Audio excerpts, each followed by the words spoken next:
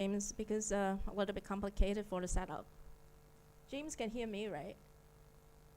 Is that, yeah.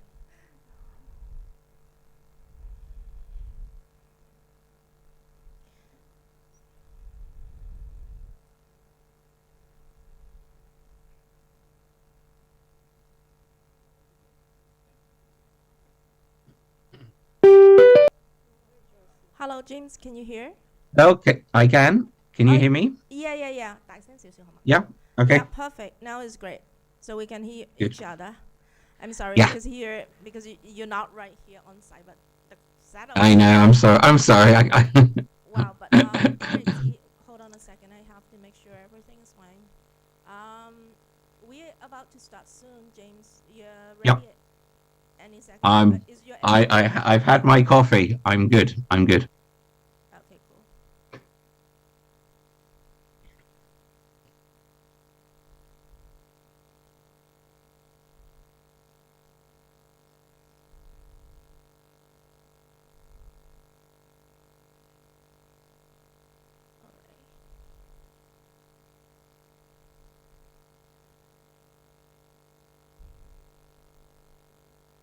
Okay, 係咪 ready go live 啦，同事？group alright，我係見呢個 screen 我睇唔到阿 James 個樣喎，係唔係啊？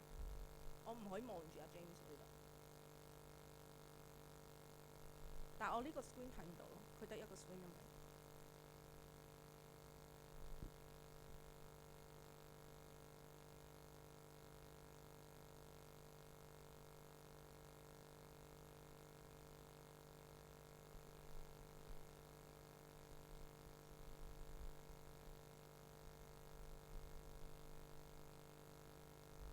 James, how are you? Good. Awake. I'm sorry, you have to wake up 7 a.m. Well, just for you to know. I had to get up before 7 a.m. I have to be. I need to be awake for now. Well, James, you need to speak a little bit louder because here on site for me is kind of hard to hear you. I don't know, is it because of the volume? Okay. It's not that loud. But are people there in person or are they purely online?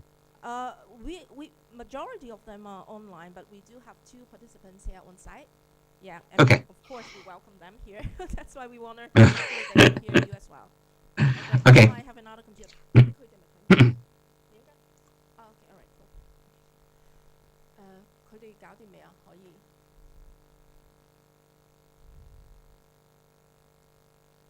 點啊？04分咯喎。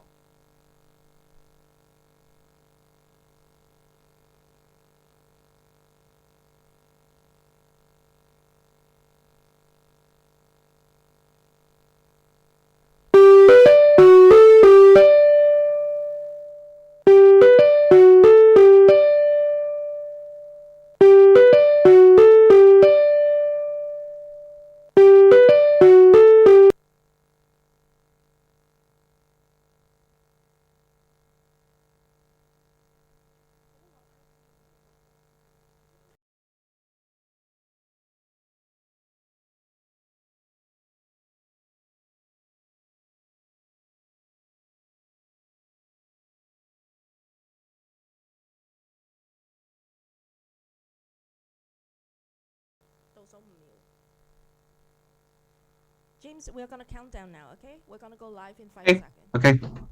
Exciting. It's like a TV show. Exactly.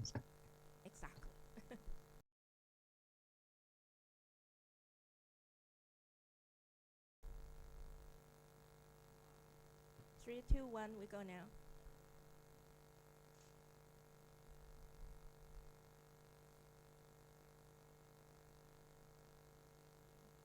Okay, good afternoon, everyone. Welcome. I would like to introduce our very honorable guest today, Dr. James Abdi. Hi, James. Thank you for giving this seminars today. So please tell us a little bit about you, and then we're gonna start our seminar soon. So James, please. Thank you. Well, good afternoon, Jerry, and to everyone in HK. It's good morning from early morning from here in London. My name is Dr. James Abdi. I am an associate professor in the Department of Statistics at the great London School of Economics and Political Science.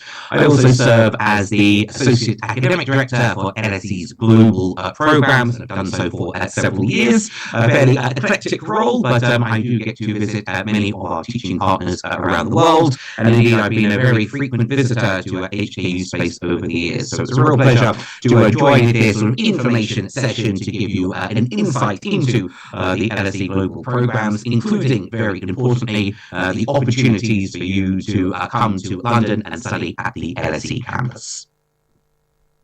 Well, thank you very much, James.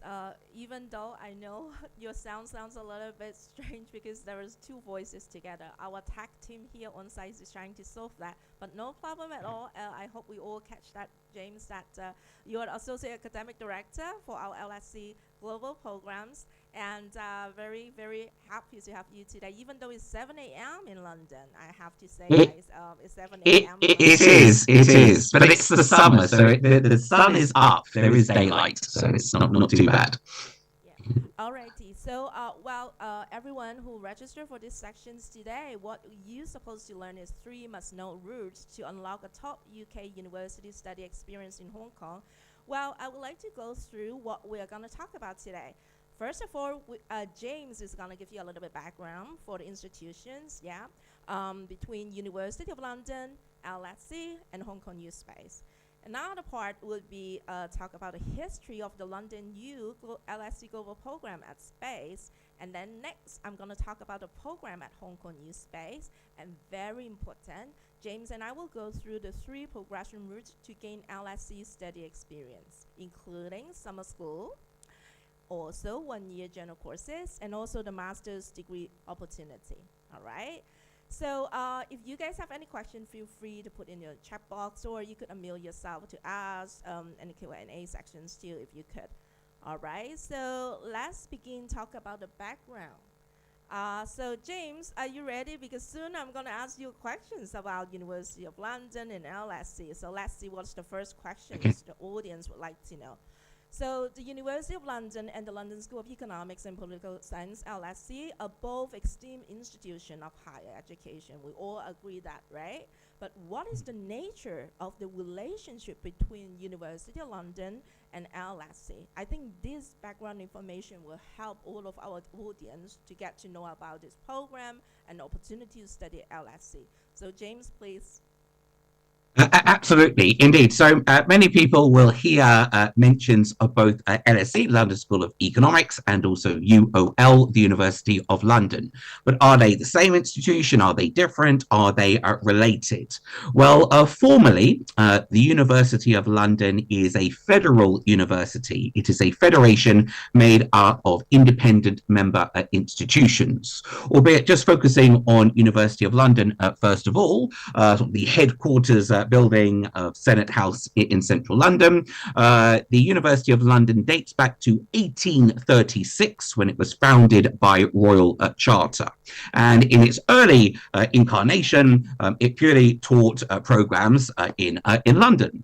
Then in the mid-1860s, there was a prospective law student in Mauritius, in the Indian Ocean, who wished to pursue a University of London law degree, but was not able to travel to London and study in the UK.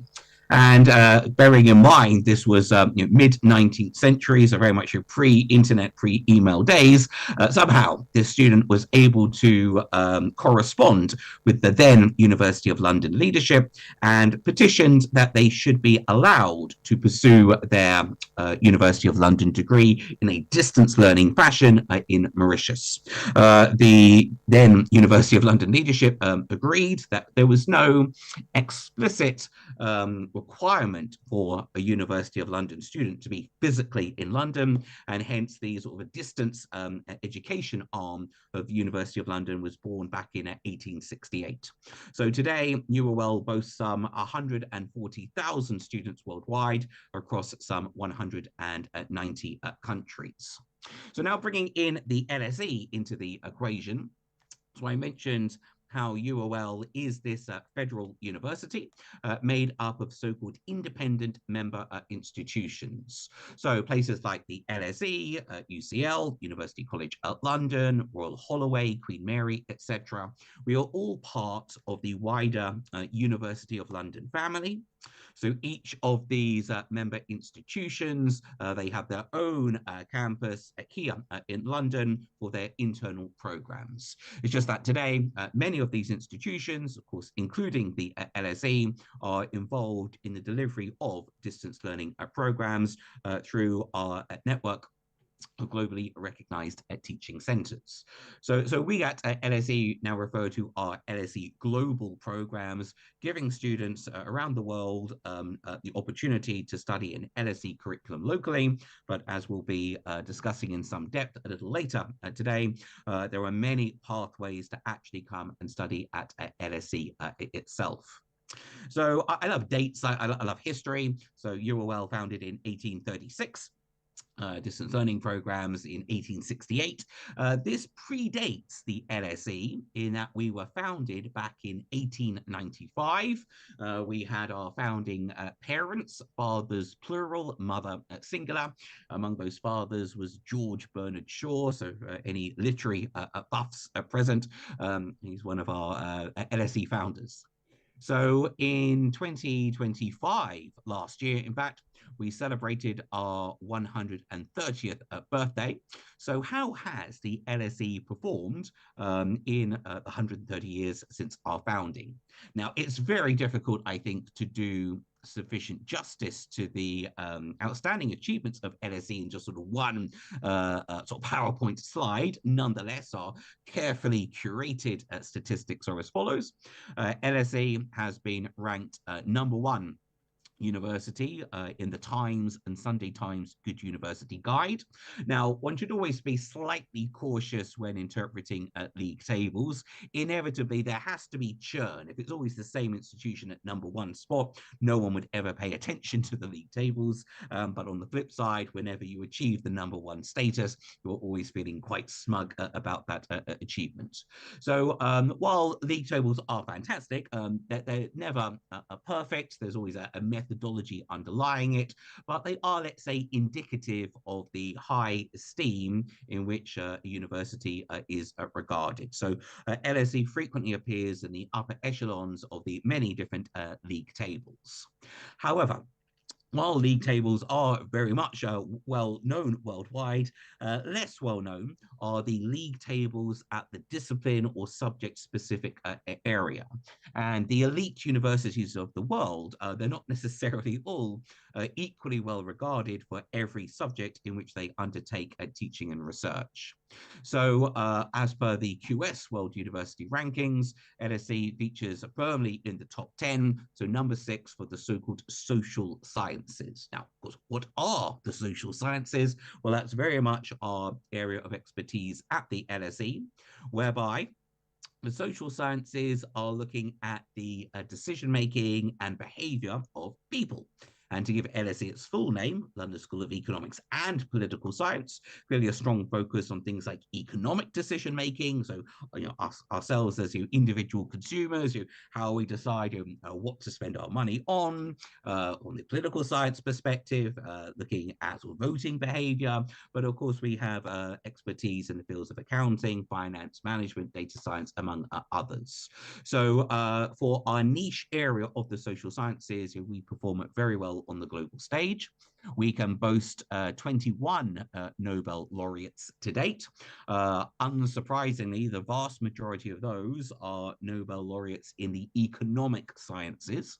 Fun fact, economics not one of the original Nobel prizes. But if we to take that number of 21, I mean, to be frank, just to have one Nobel laureate as either a member of staff or a former student and alumni, that would be an impressive achievement. But a number by itself in isolation, I always think is meaningless. I'm now putting my statistician's hat on. You always need a benchmark to compare a number against. So some optional homework for those attending today. You might wish to research the number of Nobel laureates of other elite universities around the world, your Harvards, your Cambridges, your Oxfords, etc. You will almost certainly find a number of Nobel laureates much greater than 21.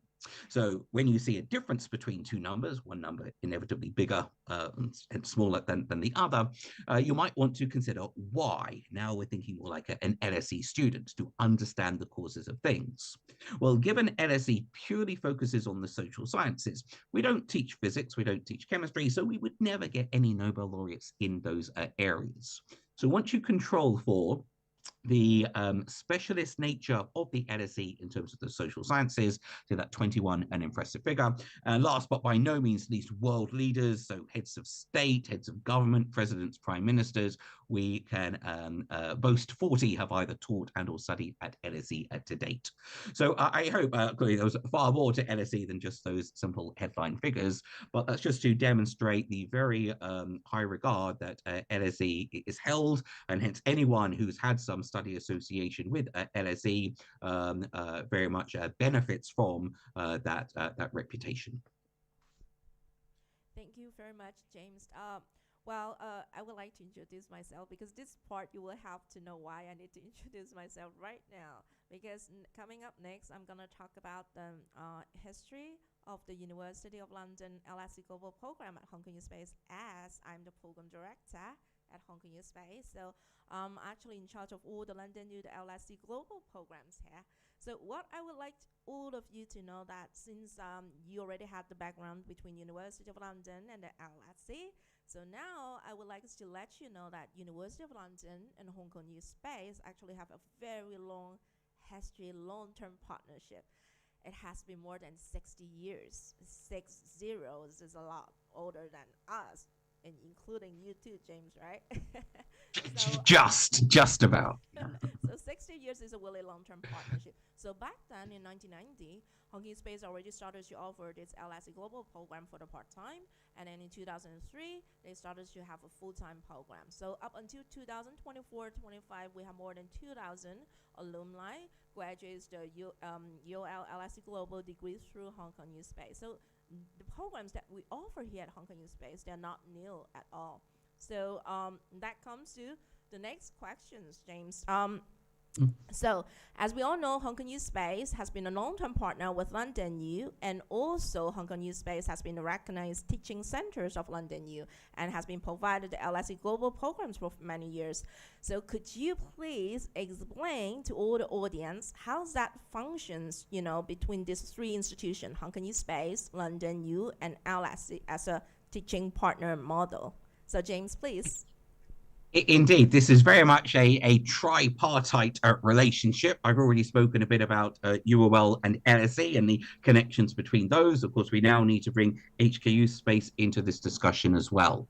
So our, let's say, educational model, if you will, indeed, it's this tripartite structure where both the LSE, HKU SPACE, and the University of London all come together to jointly deliver the LSE curriculum there in HK.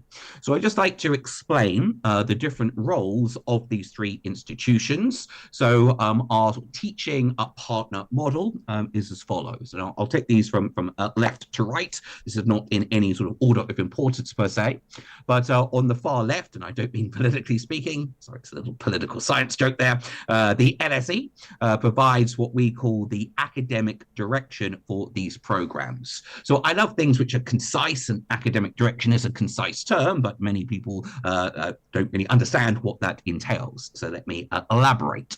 This means the LSE is fully responsible for the design, the development, and curation of all of the academic content which form these University of London degrees.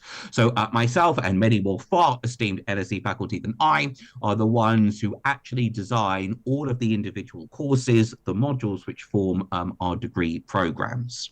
And it's not just that we write these study materials. Our principal study resource is called a subject guide. Think of it it like a sort of an LSE textbook for a particular course, but not a textbook that you can buy in your local bookstore, something which is for the exclusive access of our global programs students. So it's not just that we write these study guides. When we do so, we seek to align this with equivalent undergraduate modules which are taught for our internal programs at the LSE. Now, forgive me for taking myself as a case study, but statistics is my field, and the statistics courses that I lecture on campus at LSE are identical, it's literally almost copy-paste, to the statistics content students study in the statistics modules on the global programs portfolio.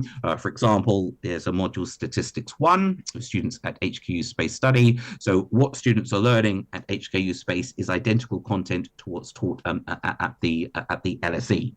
Now, we commit at LSE to doing a full curriculum review every 5 years to make sure that the syllabus is as up to date and as contemporary as possible.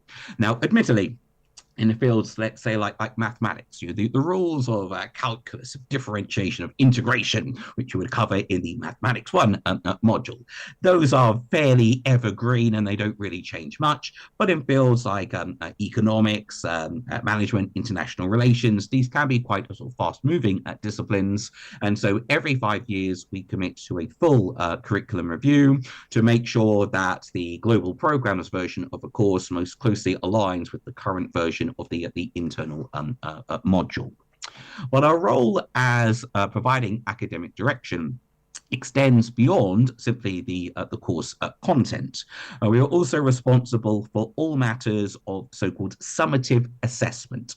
So summative means it counts towards the final grade, as opposed to formative assessment, which does not. So formative assessment, usually things like homeworks, problem sets, of course, designed to prepare you to perform well in those summative assessments.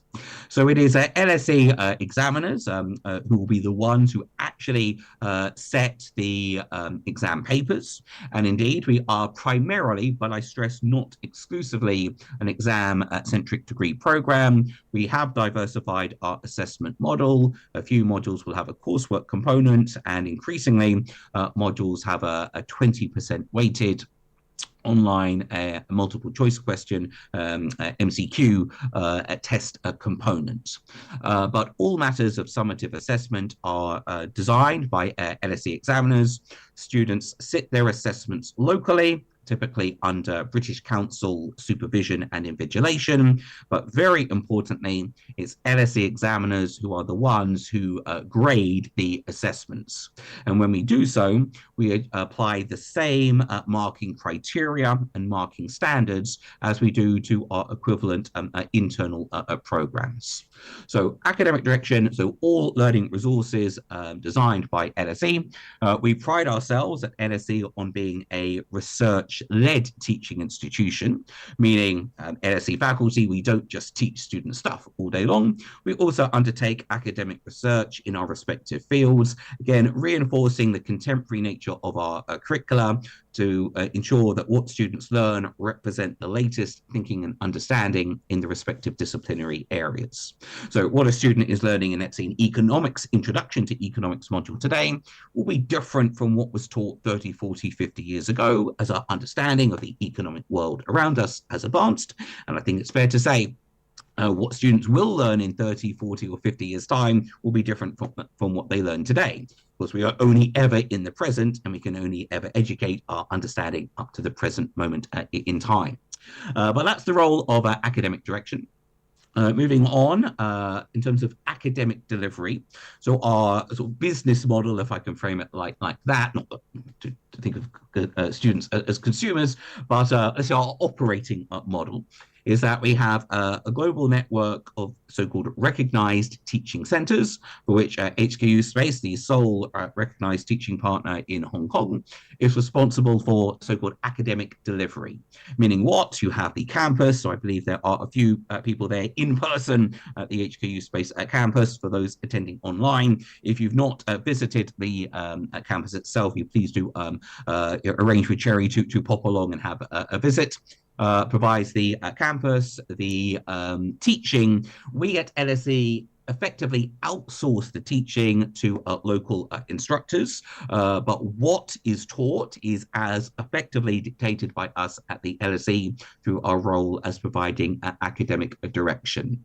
And while a degree program inevitably involves a lot of independent study. The great advantage of a campus-based program is that you'll be part of your peer group in a particular cohort. And after things like lectures, seminars, tutorials, opportunities for you to engage with your peers and create these sort of study groups. Even though you'll be sitting your exams independently, it's always a great resource to leverage the expertise of your cohort group. And finally, on the far right, and very much not politically speaking, the University of London is the degree awarding body. We'll show you a sneak peek of a sample degree certificate a little later. It is a UK degree, of course, you are well being a UK institution, internationally recognized. I mentioned earlier that 1868 was when our sort of distance learning arm was sort of founded. I believe it is the world's oldest distance learning program, and hence over the 150 plus years since has produced a significant number of alumni globally. So upon successful graduation, you'll be joining a very large global alumni community.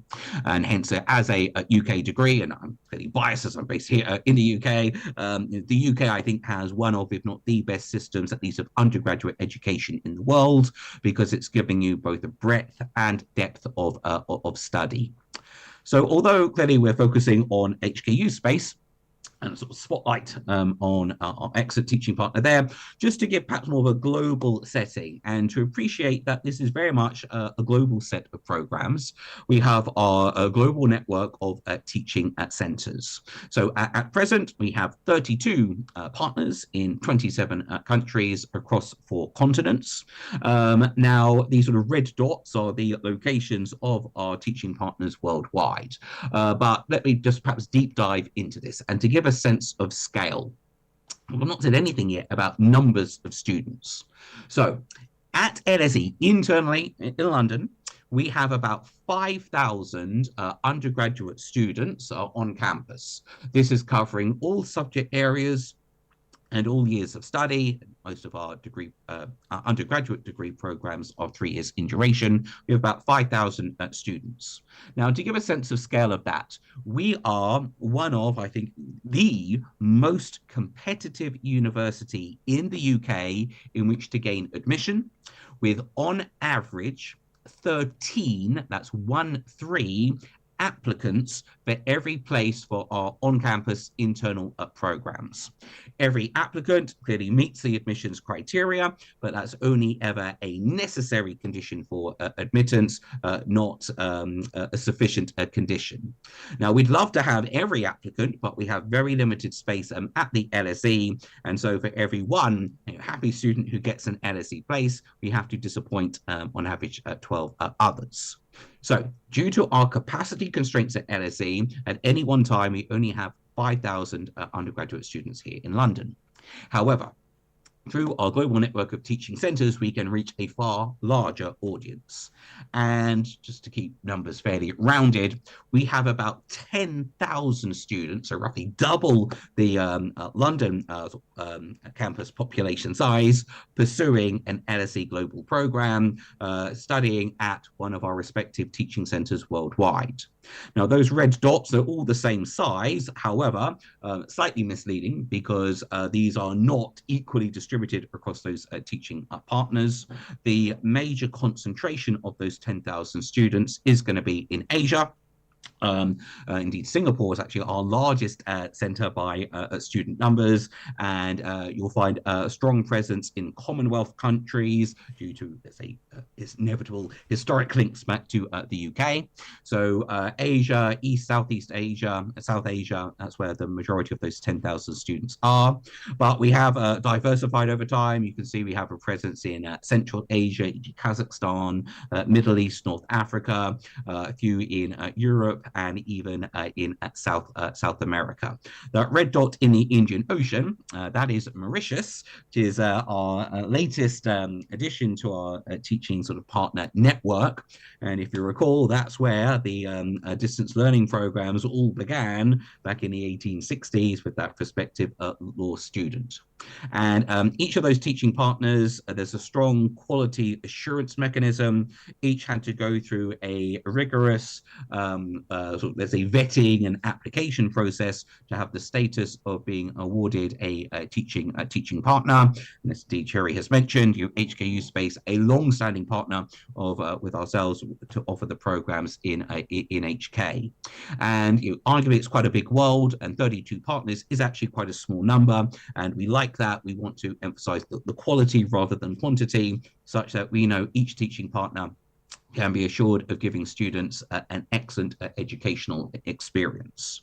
So, of course, we will progress to the London study pathways a little later, but do appreciate that if you were to enroll on these programs, you're very much joining a global community. And spoiler alert, when we come on to the LSE Summer School a little later, if you choose to participate in that, very likely you would meet your peers from many of those teaching centers around the world.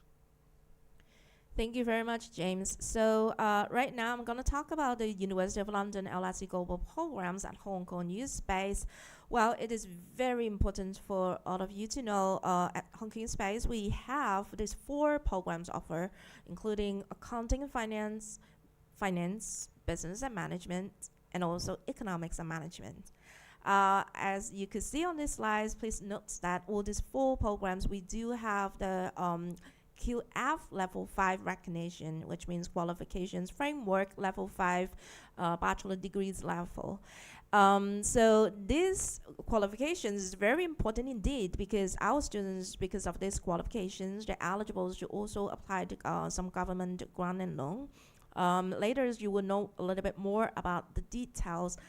Right now, I do want to highlight the fact that all these programs, since we are UK degree, University of London degree, therefore it's a 3 years program. So compared to local university programs, which are 4 years, so basically our students save 1 year time, and which is very crucial in this generation, because 1 year time you could start working sooner or even get a master degree, right? So all these 3 years, 12 modules programs, students just focus on studying business subjects. So there are no languages subjects students will have to take, or general education. So as you can see here, if you're interested in our accounting finance programs, the first year you're gonna have to take is the 4 first module, I put in red, including Introduction to Economics, Math 1, Stack 1, Introductions to Finance, and also Principle of Accounting, which is the same as the finance programs too, the same 4 core modules. But of course, second and last year, you're going to mix with some core and also elective modules.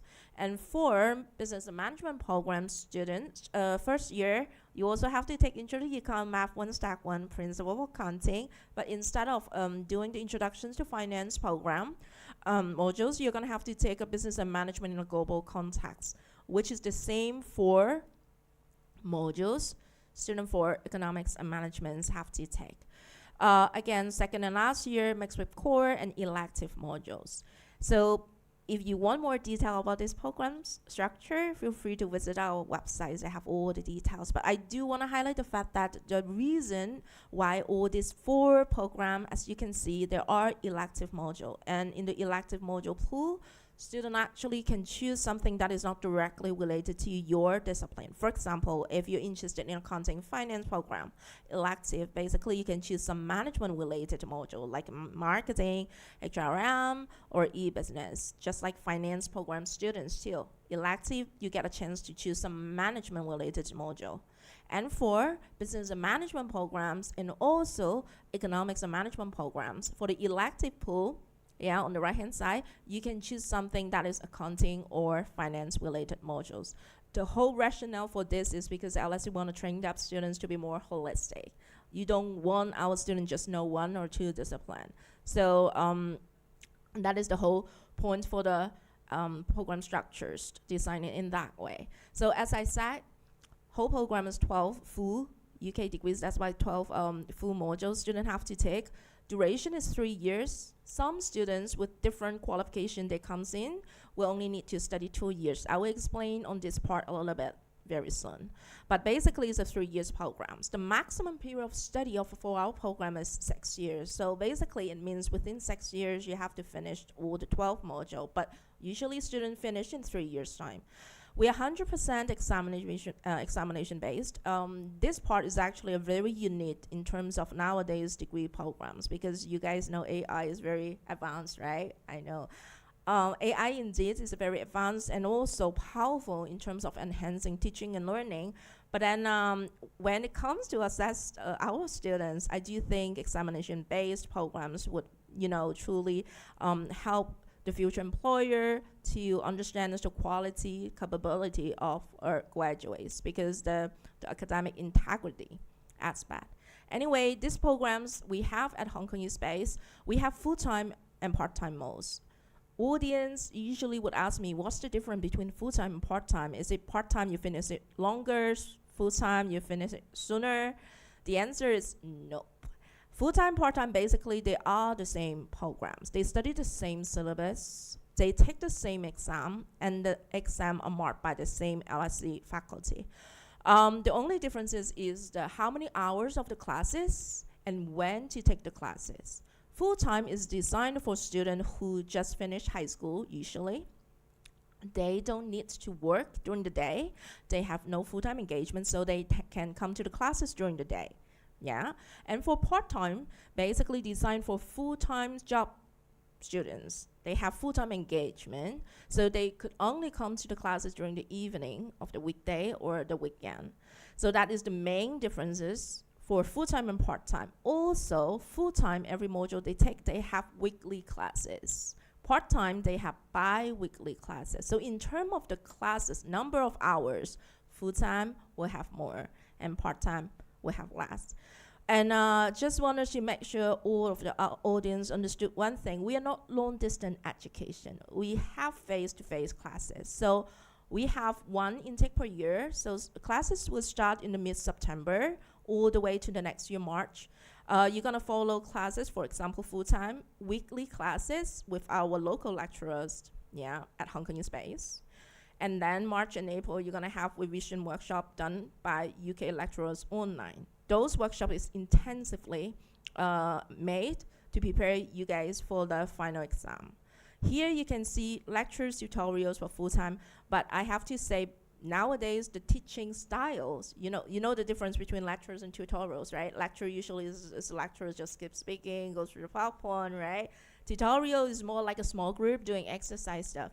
But nowadays, we blended them together. All of our classes, the way our lecturers teach is to teach you guys something and then work on some exercise, because that is the best ways to test your knowledges.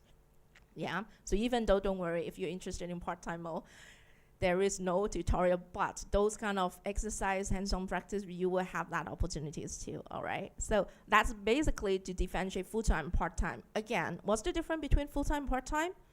The hours of the classes, one is weekly, full-time is weekly, but part-time is bi-weekly. And also the when to take the classes. Full-time is during the day, from 9 to 1 or 2 to 6 during the weekday, usually weekday. Weekend, we will only arrange classes very occasionally. And for part-time will be evening, Monday to Friday, bi-weekly classes, and also some classes will be arranged on the weekend. So that is the difference. Another thing is the timeline. Like I said, we only have one intake per year. So if you miss the upcoming September one, then you're gonna have to wait for another academic year. So like I said, mid-September we begin our academic year, and then you're gonna take classes, you're gonna have your little Christmas break, and then come back for, continuing your classes. January, February, we're gonna have some sort of continuous assessment, which is 20% of the total score, including 10 MC questions. And then you're gonna do your revision workshop and also mock exam with our UK lecturers during March, April, and then you're gonna have your exam in May, and then mid-August, you're gonna have your results come back. And then mid-September, we begin in our academic year. So that basically is our important timeline. So now, James, questions for you again. This is very important questions because I get that a lot. A lot of audience, students, parents would like to know. So basically, the University of London LSE Global programs, they are available globally, like you mentioned before, right? So will students studying Hong Kong U SPACE receive the same award as those enrolled in other teaching centers around the world? So this is the part I'm gonna have to show you the sample. So please, James. Thank you. Thank you. Indeed. Well, the short answer is yes, they do get the same award. So in terms of this sample certificate, it's just a few points I think worthy of mention. So number one, the University of London at the top of the certificate, as you are well, is the degree awarding body. I want you now to imagine your name where it says a graduate's name. You will see explicit reference of the London School of Economics and Political Science with respect to the assessments that you would have successfully passed to have achieved the degree award.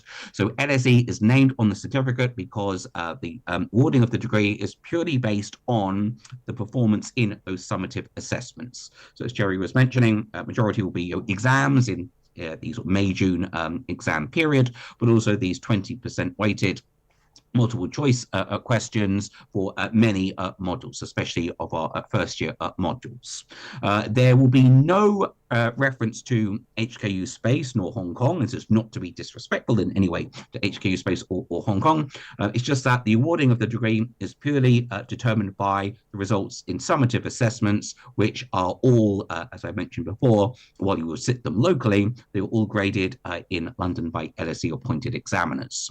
So this is effectively a standardized degree certificate. So students, whether they be in Singapore, Kazakhstan, Egypt, Uruguay, and many other parts of the world, they would all achieve the same certificate because where you study is not relevant for the awarding of the degree. And actually, pre-2006-07, your students, if they were at LSE internally here in London, they would also have gained a University of London degree. So that federal structure we showcased earlier, where we saw the Birkbeck, UCL, Queen Mary, among others, about 20 years ago, every student everywhere got a University of London degree. It's just that in the last 20 years, the independent member institutions were granted their own degree awarding powers. So students currently studying internally at LSE would get an LSE degree rather than UOL. However, the content that you would have studied, there is parity of that, and the assessment structure and standards that are applied, there is equivalence between our internal and global programs. So no reference to where you had studied, because again, it's not relevant for the awarding of the degree. Of course, the role of HKU SPACE in terms of providing the academic delivery is critical here, because of course it's through your local instructors, your local faculty. They are the ones who are preparing you for success in those summative assessments. And without passing those exams, then the degree certificate does not itself follow. If I may just add a couple more comments to Jerry's segment a moment ago with regards to the UK revision lecture workshops. This is really a sort of unique feature of the HKU SPACE delivery of our programs, in that through sort of March, April, so a few weeks before the May-June exam session, for many years, I first did my sessions in 2010 at HKU SPACE. UK revision lecturers, UK lecturers will undertake revision workshops. We do them online just because we are dispersed around the world. It's just an easier way of administering the sessions. And I lead on the mathematics 1 and statistics 1 modules, which you saw were compulsory in the first year, those red color-coded courses earlier across all 4 of those degree programs. And these are sort of bespoke sessions ensuring that students are getting an insight into what the examiners are looking for in their respective modules. And to have the coverage of this over so many modules at HKU SPACE, that's very much a defining feature of HKU SPACE as a standout superstar of our global network of teaching partners. And also another comment, as Cherry showcased, in year one, those red colored courses, you saw that there was a lot of similarity across all 4 of those degree programs, and indeed at 2 different pair levels, identical first year. This is deliberate in that a common feature in the UK undergraduate system is that year one of a standard 3-year degree, I think of it more as like a standardizing year. Clearly, students are coming into degree programs from different educational pathways, A levels, international baccalaureate, etc., etc. They've studied different things, they know different things. And we have these, what we call service level courses. So introduction to economics, maths 1, stats 1, giving you sort of the foundations of these respective disciplinary areas, such that your specializations in your chosen major, they begin in year 2 of the degree.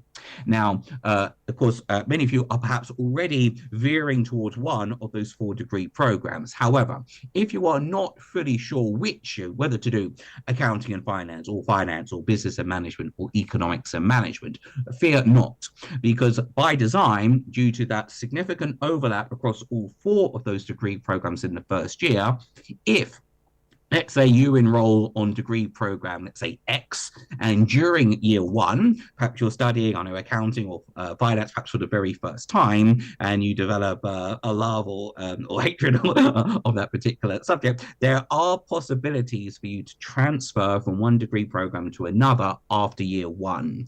And really across all of those 4, while some did differ in terms of one module, that's not too problematic to overcome. And so don't feel necessarily you're locked into your initial degree. There would be opportunities to transfer realistically to any of those 4. We can just do some reworking of where we position the specific modules. So year 1, those red courses, it does seem quite an eclectic mix, but we do want to emphasize sort of multidisciplinary aspects to the degree programs, especially in year 1. Of course, from year 2, as you're specializing from that point, then you are pretty much locked into your degree. So, but if you're undecided at the application stage, you apply for one of them, knowing that they're very likely to be possibilities to transfer across.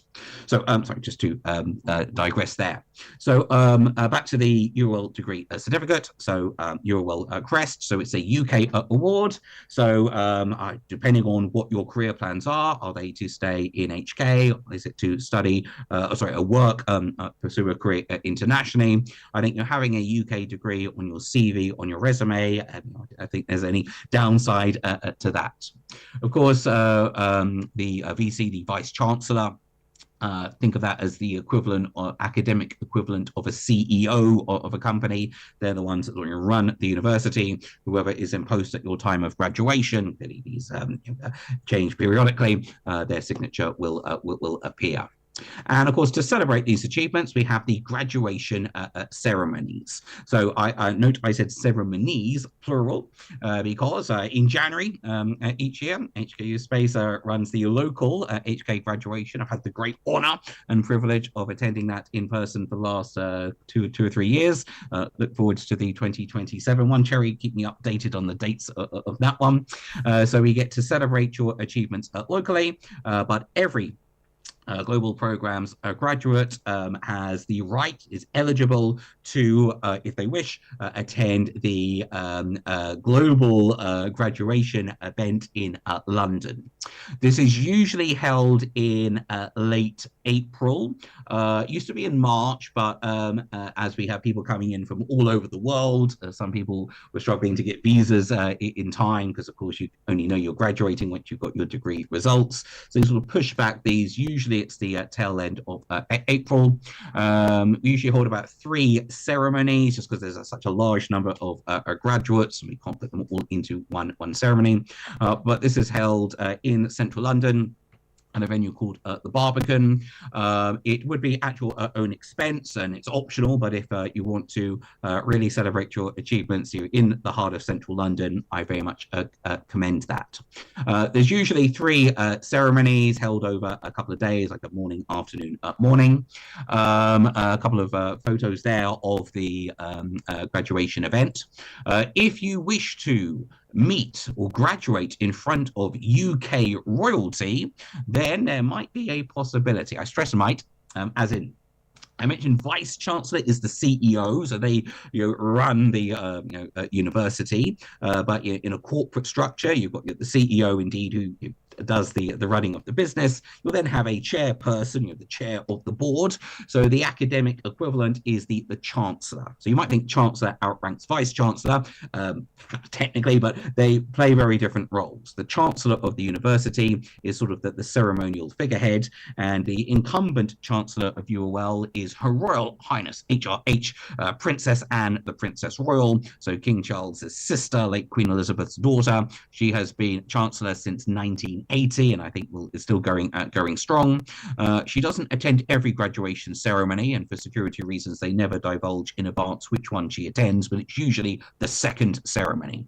So you won't get to shake the royal hand, but you can parade in front of Princess Anne to celebrate your achievements. So that's the celebratory events. So James, actually have a video clip would like to share with all the audience. It's a really short videos that I took for the graduation in London. So James was saying that the uniqueness of our program is every graduate got invited to 2 graduation. So one is at Hong Kong U campus, the other one is in London. The one in Hong Kong at Hong Kong U campus, you will be graduating with all the students in Hong Kong, the London U student in Hong Kong. And the one in London, basically you're graduating with all the students all over the world. So it's bigger in terms of scales. So now I hope you guys will enjoy this video. It's really short, but you could, have a vibe. What kind of feeling is that? So enjoy.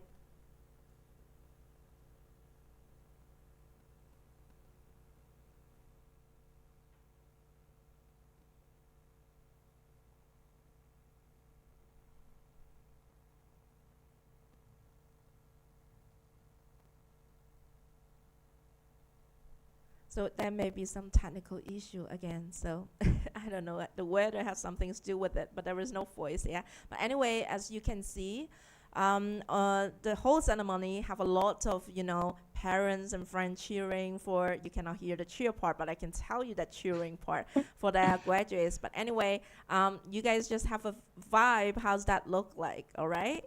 So, now it comes to the main part for today is the pre-progression route to gain LSE study experience. So that is the 3 routes we would like to share with all of you. One is the LSE summer school, the other one is general course, and then the last is the master's study at LSE.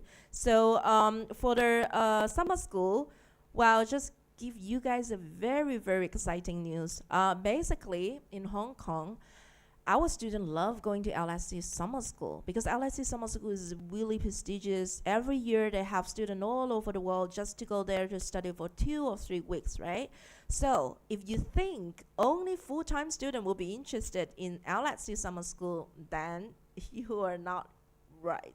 Because part-time students, they are also welcome. As a matter of fact, a lot of part-time students would like to go to LSE study for summer, 2 or 3 weeks, and gain a lot of experiences. And good thing is, James, you're here, so I'm gonna say it out loud. So LSE is very generous. Every year we got 1 or 2 seat scholarship for our students. So as you can see on the slide, these are the Hong Kong U SPACE students got the scholarship. Yeah. So if you want more detail, you can, let me know.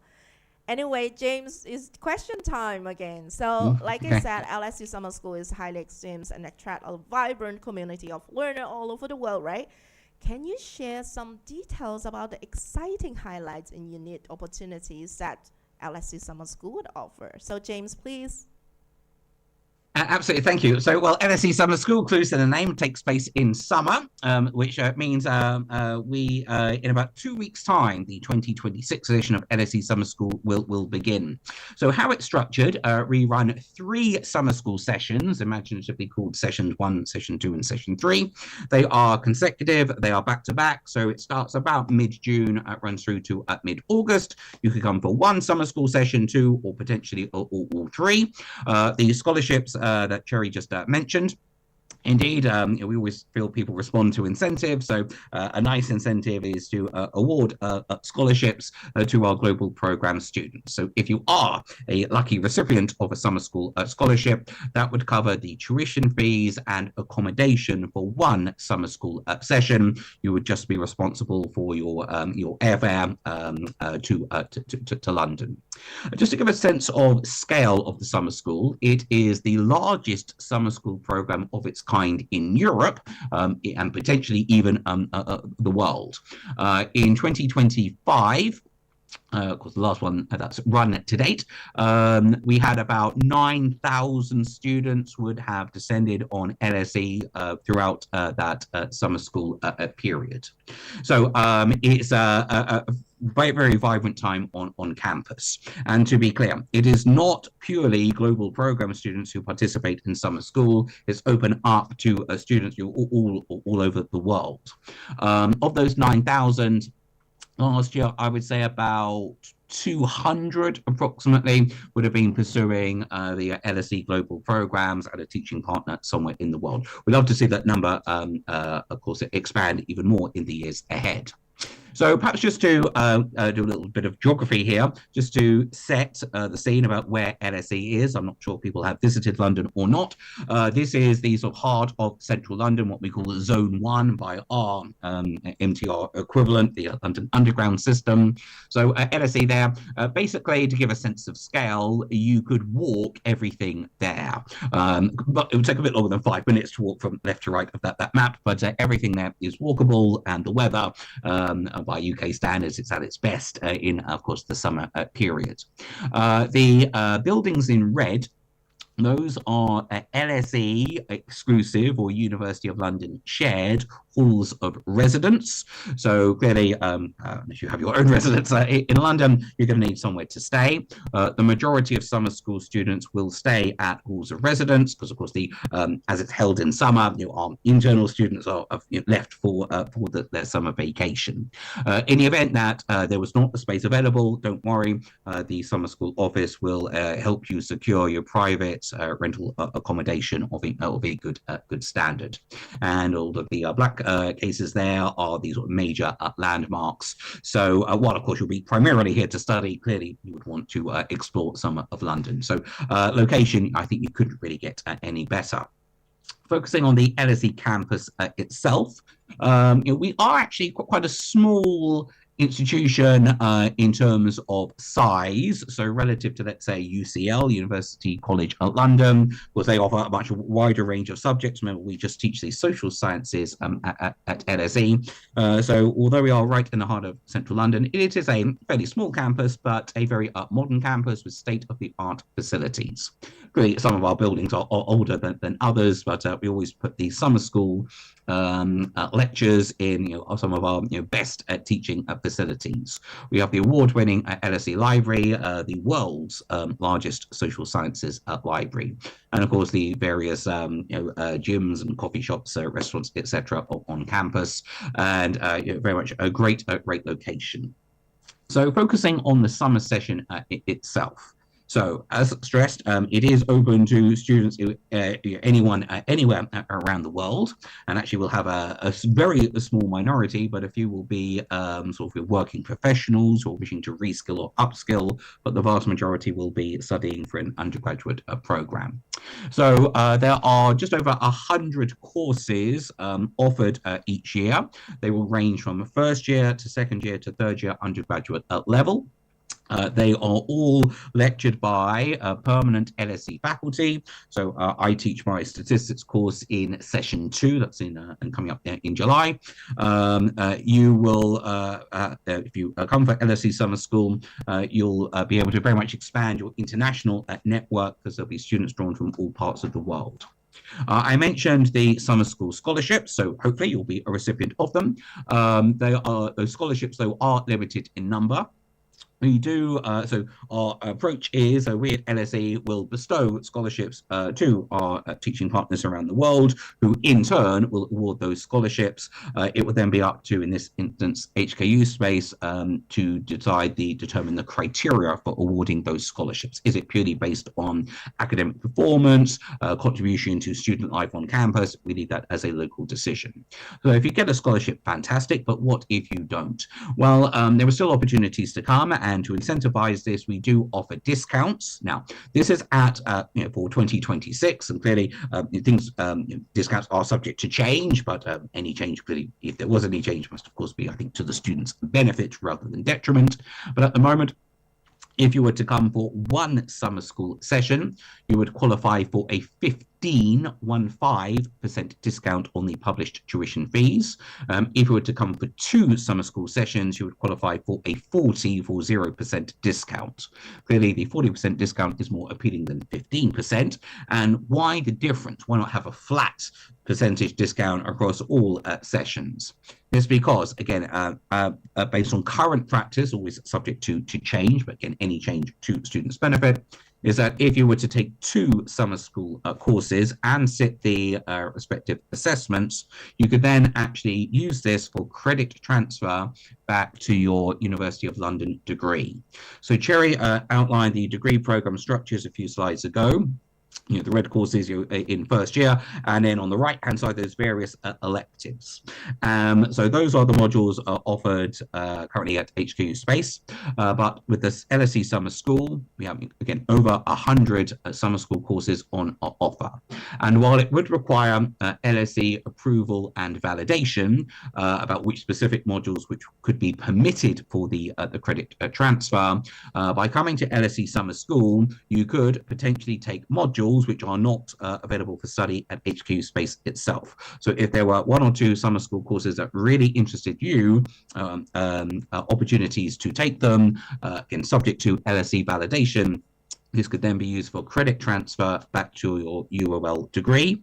Sherry mentioned the 12 paper structure. So just a standard UK format. If you're studying it full-time over 3 years, you do 4 courses in year 1, 4 courses in year 2, 4 courses in year 3, ignoring half units like Maths 1 and Stats 1, but that's an exception. So usually that credit transfer would usually be positioned as 0.12 in that degree program structure, just because there's usually maximum choice about which courses can fit that criterion. So that's broadly the summer school. In terms of who the summer school students are demographically, primarily 97% are students, of which the vast majority will be undergraduates, especially for things like the first and second year courses. But there could be some master's, postgraduate students, possibly even PhD students. I had a couple in my course last year.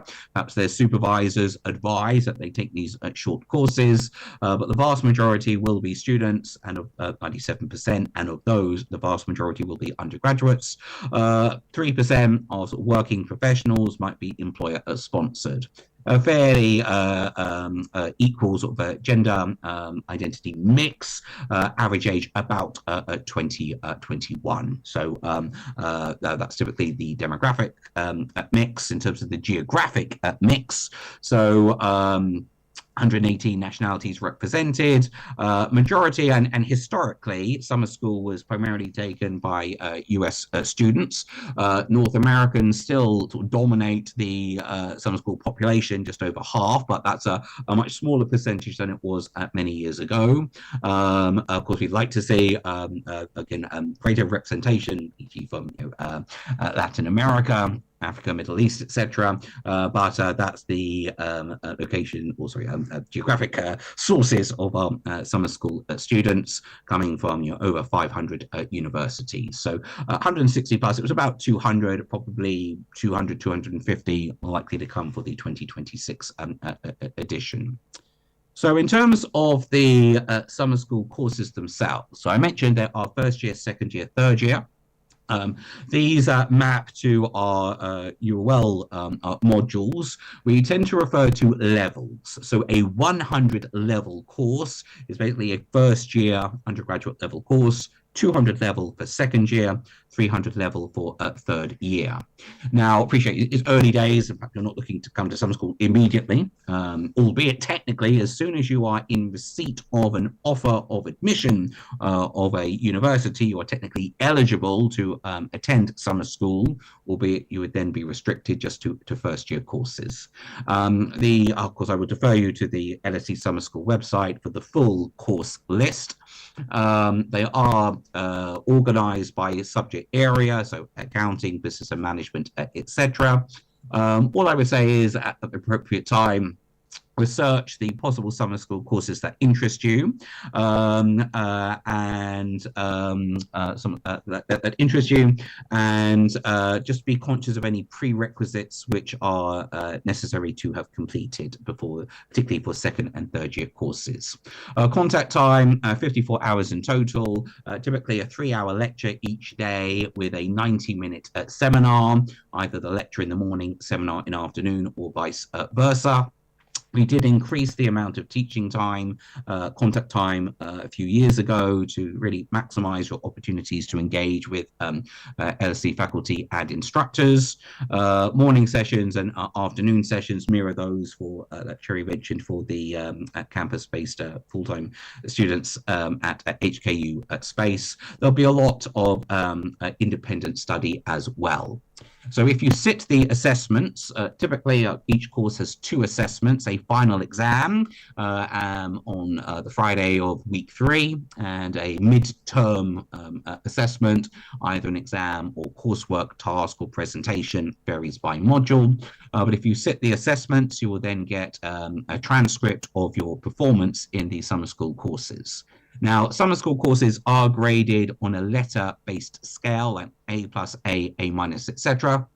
If you are using this for credit transfer to your UOL degree, those letters will ultimately be converted to percentage marks, so they can then appear on your University of London degree transcript. So the assessments are optional, but if you want the credit transfer by taking 2 summer school courses, then it's compulsory that you sit those assessments. A typical calendar, and what does a sample timetable look like for summer school? So this is actually based on one of my course, actually. So one session is over 3 weeks, Monday through Friday. My course has the lecture in the afternoon with the corresponding seminar the morning of the following day, including Friday when it goes through to the Monday. Final Friday is the final examination that usually has a 70% weighting. And then in the middle of week 2 is the first assessment. Again, in most cases an exam, some cases coursework, that will count for 30%. It's very intense. There'll be a lot of independent study as well, but alongside this, it shouldn't all be work. There should be some play too. And there's a very vibrant social program. We've also introduced in recent years many professional skills workshops, so things like CV writing, careers advice. Optional to attend, but strongly recommended, and especially at the weekends for opportunities for you to explore London and further afield. There's usually some organised trips to places like Oxford, Cambridge, if you want to do some punting on the rivers there. So that's the LSE Summer School. Strongly recommend it. A great opportunity to spend a short, intense period of time in London. Cherry, do you want to introduce general course? Yes. Absolutely. So thank you, James. Talk about the summer school. Well, as I said, summer school is widely recognized amount of full-time, also part-time students. So if you would like to spend 2 or 3 weeks there studying at LS in the UK, summer school is the one you should choose. So besides summer school, students also would like to go for general course. General course is LSE 1-year study there. So James, for that general course, I would like you to talk a little bit more because, you know, our students at Hong Kong University, a full-time student just last year went there for her last year's programs at LSU, spent 1 year there. Her experience is amazing. And I wanted to just give you guys a little hint that because she got the scholarship to pay half of the LSE tuition fees, because you know LSE tuition fees are a lot higher than us, so it would be great to have that scholarship part. But anyway, James, please talk a little bit about that 1-year journal courses. What kind of options students would be able to have? Yes, happy to. So LSE General Course is LSE Study Abroad Scheme. And frankly, most elite universities will have something similar in place. To give a sense of scale, we have about 300 general course students each year, not all doing UOL. It's open to undergraduate students the world over. Of those 300, about 25 to 30 will be LSE Global Programs students. It is competitive entry. While technically you could do it for year 2 of your degree, I would strongly advise you would do it as the final year of your degree, just because it opens up maximum course choice. So because you would be able to select from over 300 undergraduate courses taught internally at the LSE campus. Again, there would need to be some verification that the courses you would choose would fit your UOL degree, because while you would sit your assessments at LSE, again, it's effectively credit transfer back to the University of London degree, but it does open up maximum choice. It is competitive entry, it is super competitive, it is expensive. However, there are a few, they are very small in number, but they do exist at scholarships. Typically, they are merit based, sometimes based on financial need. Of course, if you don't apply, you don't get. But if you felt LSE summer school for just a few weeks wasn't enough time in London and you wanted a full academic year, then one pathway is indeed the LSE general course. So nearly all undergraduate modules, nearly all, and so over 300 are available to choose from. And across all of our UOL degrees, especially in the final year, by design, we do have not selectives, but quite often open electives. So opportunities for you to take a module very much outside of your main degree major, should you wish. And hence, while all of those modules would be offered at HKU SPACE, there would be opportunities to pursue them either through summer school or general course. So bear that in mind, but I strongly recommend it for the final year of undergraduate study. And if you did, you would still get your University of London degree, but on the UOL transcript, and just to clarify, a transcript is like the full academic record of all of your exam results for all modules. It would explicitly say on the transcript that you were pursuing the LSE general course in whichever academic year it was. So James, here are some specific questions I got from the audience before. They want to know if the credit they earn for the LSE one-year general courses be transferred to LSE global programs. I know you just mentioned about the summer school. Yes, they could. But how about one-year general courses? And also, LSE summer school, we know there are scholarships. How about LSE would offer scholarship for one-year general courses too? And also very important is because, English is not our first languages, right? So is there any language entry requirements as well? So yes, 3 questions special, please. Three questions, a triplet. I'll take them in order. So Yes. credit transfer, yes, subject to prior verification by LSE. So let's say you've applied for general course, you've got your offer letter, and then before enrolling, you're deciding which particular modules you wish to study. If you are using this or wanting to use this for credit transfer and hence to complete your University of London degree, you would just need to liaise with our LSE UOL internal office with your course choices, just to make sure that they are double checked from the LSE end that they would satisfy the completion of your degree program. In particular, if you had any outstanding compulsory module in your UOL degree, which by your final you would have to take that equivalent internal module, because all compulsory courses must have been taken either, be it through HKU SPACE or the equivalent at the summer school or general course. Scholarships, obviously a number of scholarships and monetary amount of them, they are always subject to change year on year, but they do exist, but they will be very competitive. So this is why you'll want to study very hard for your exams in years 1 and 2. You get very strong exam results. I promise nothing, but it's maximizing your chance of being a scholarship recipient. And in terms of language entry requirements, I think there's a slide there on the acceptable English language qualifications, typically 7 by IELTS. And of course, if you're doing this in your final year of your degree, of course, through years 1 and 2, you'd have expanded your sort of academic English sort of vocabulary through your full time study in English language for the degree program itself. So for other requirements, please make sure you visit LSE website. They list out all the requirements. But just for you to know, our students would love to spend 1 year, usually last year there, because that one whole year totally changed their perspective about their, life after graduation. However, make sure you understood that if you study at LSE for 1 year general courses, the tuition fees you pay is for LSE, the Hong Kong U SPACE one. So make sure you all understood that.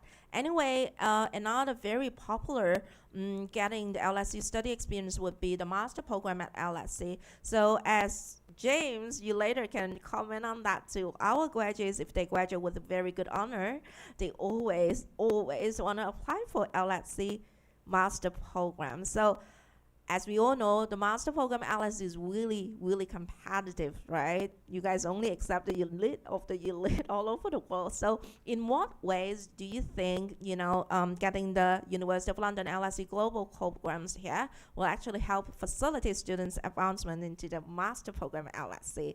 So I'm going to show you some pictures to remind you that, James. Yeah. You said they only accept the elite of the elite. They accepted me for PhDs. I don't know if I qualify in that elite camp. So, okay, LSE is a special university for many reasons, one of which is a fun fact. We are primarily a postgraduate university. This is very unusual, by which I mean we have far more master's programs and master's students than we do at bachelor's level. So earlier I mentioned the 5,000 bachelor students we have internally. That compares to about 9 to 10,000 master's students. So most universities, the size of their undergraduate cohorts tends to dominate with just a few master's students. If you think of it like a pyramid, we are sort of an inverted pyramid, a few undergraduates, but the vast majority are masters. It is super competitive.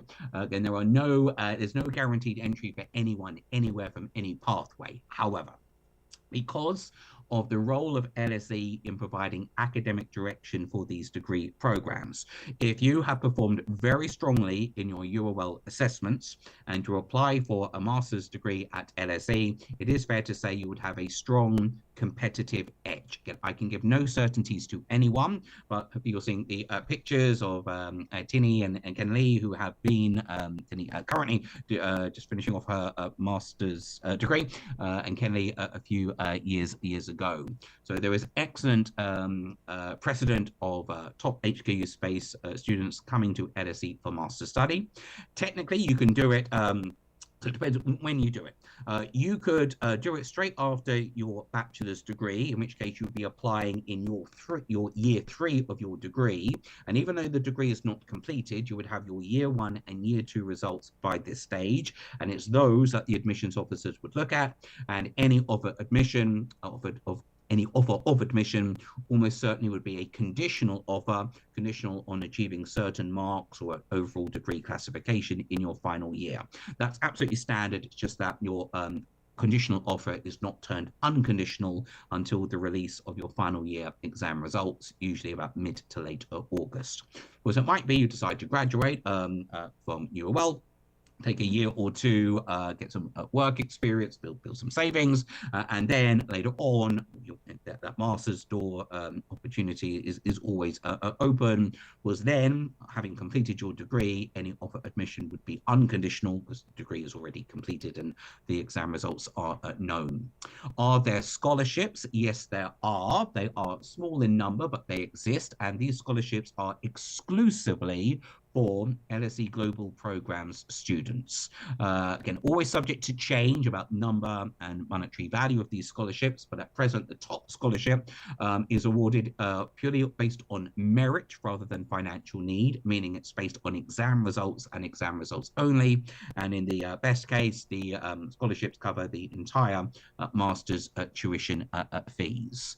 So again, no guaranteed entry, but you have a strong competitive edge. And just to give a sense of numbers, each year we have about 30 LSE Global Programs graduates who are then pursuing a master's degree at LSE, indeed, including, of course, at Tinney and at Kenley from HKU SPACE. So that is the third pathway to LSE. And indeed, we very much encourage students to study locally, think globally. I think a really nice pathway is to consider summer school to get that initial exposure to LSE, London, wider UK life, and then look to pursue your master's dream at LSE. And frankly, if you've got a master's degree from LSE, if you're getting, let's say, a distinction, the top classification, you're in demand field, I mean, I think you're not going to struggle to find employment after that. Thank you very much, James. Well, as you guys can see on screen, he is one of our distinctive graduates, Kenny. Kenny actually studied our bachelor degrees business management programs. But when he finished high school, he just knew he wanted to have a business degree. Therefore, he enrolled with us the business management program because business management program is more a general business programs, right? But then throughout his 3 years times with us, through those elective module, he took some accounting and finance module. And he realized it all of a sudden. He's actually had a huge interest in it. And he's also very good at it. So at the end, he graduated with us first class honor. He applied Master Program Accounting and Finance at LSE. I remember back then LSE gave him an unconditional offer.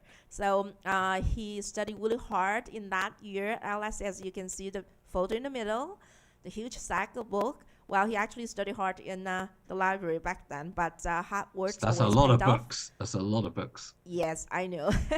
So at the end, he got distinction. He graduated with distinction.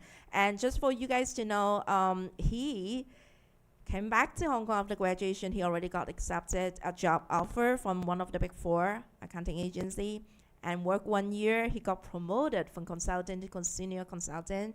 And then in 2023, he even worked in London for another big four. 2 years later, came back to Hong Kong. Right now, he's in Hong Kong. He's working at another big four as a manager. He already has his own team, and of course he's a chartered accountant now. So if you think about it, if all the applicants, you have no idea what kind of job you would like to go down to, then business management program will be suitable for you. But always keep your eyes open, because a college degree is supposed for you to know about your strength and potential, and who knows, maybe you're the next Kenny, right? And just a little bit information. If you would like to meet Kenny in person, actually next Saturday we have a London U Info Day at HKU SPACE, and Kenny will even come on site to meet any potential applicant would like to speak with him, and also his journey at LSE for master program. So it's 2 o'clock at MOT. If you need more information, feel free to reach us. Yeah. Well, James, before we wrap up today's section for the Q&A section, coming up next, I do have a video to show, but due to today, the weather doesn't really like me much for a lot of technical issues here. So I'm not so sure if the audience can hear it. So may I just try playing it, because I love this video of you, James. Is that of me? Oh, no. All righty. So let's see if we could get your volumes there.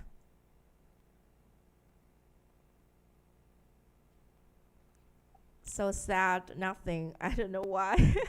So what's the weather doing? Is it a typhoon or something? Yeah, it's just heavy rains before, and I don't know, the whole tech thing here is just not really going through smoothly. Anyway, James, because this was you, can you just say online right now, live, what did you say? I'm sure you remember what did you say. So I have no idea what I said. Yes. This was from the graduation. It's a live show, so guys, come on. Gosh. Well, probably just endorsing the program strongly and congratulating. That was from the January graduation ceremony. So congratulating our LSE Global Programs superstars, and celebrating their achievements and wishing them every success in their careers ahead. Of course, as graduates, they then become effectively ambassadors of the program, and it's great to see that Kenny's coming back next Saturday. Please do give him my best wishes. So it's very nice that he is still in touch with with HKU SPACE to offer his advice to the next generation of students. So that's really really pleasing to see. And he is a real textbook, a success story of these programs. I'm sure when he first enrolled at HKU SPACE, he never could have imagined that the master's degree which would follow and his career success. So, but we have many superstar stories from around the world, and it's great to see the successes there of Kenny and Tinny just finishing off her exams, I think, at the moment for her masters. So yeah, it really does show the real pathways to LSE through summer school, general course, and or master's degrees. So do very much consider these programs. Well, thank you very much, James. I know it was early morning there, and we are happy you spent 1 hour and a half with us. And all the audience, now is the time. If any questions, if you have any. Well, just for you guys, this is online arrangements. But if you do want to speak with me or speak with James later on, feel free to let us know. Remember, next Saturday we have Info Day, and at 2 o'clock MOT Center. If you're interested to get to know Kenny, talk to Kenny or me, feel free to come. Anyway, if there is no further questions, I would like to thank all of you, and I would like to apologize for all the tech issues. Hopefully, we will be able to play, all these videos next week. Thank you very much. Have a great weekend. Thank you. Thank you so much, James. Thank you. I'm gonna have my breakfast now. Yes, please do that. Thank you, James. See you very soon, okay, James. take care. Bye-bye. Bye-bye.